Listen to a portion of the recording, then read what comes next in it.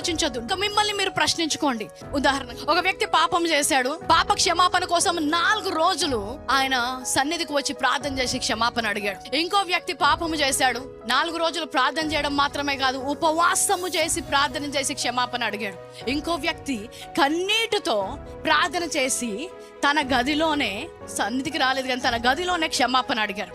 ఇంకొక వ్యక్తి కానుకలిచ్చి, దేవా నేను పాపిని, నన్ను క్షమించు అని క్షమాపణ అడిగాడు. వీరిలో దేవుడు ఎవరి పాపాన్ని క్షమిస్తాడు? దేన్ని బట్టి క్షమిస్తాడు? ఎవరి పాపము క్షమించాడు?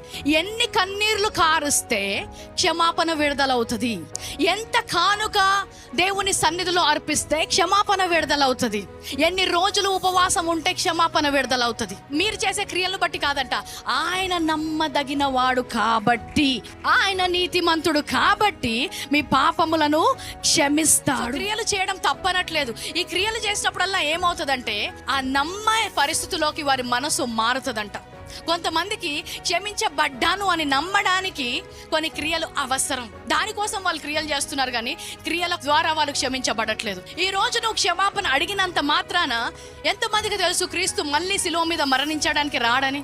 ఎంతమందికి తెలుసు మళ్ళీ ఆయన రక్తము చిందించబడదు అని? ఒకే అర్పణ ఒకేసారి అర్పించబడింది. ఇది నూతన నిబంధన. అందుకే నీతిమంతుడు ఎలాగ జీవించాలి?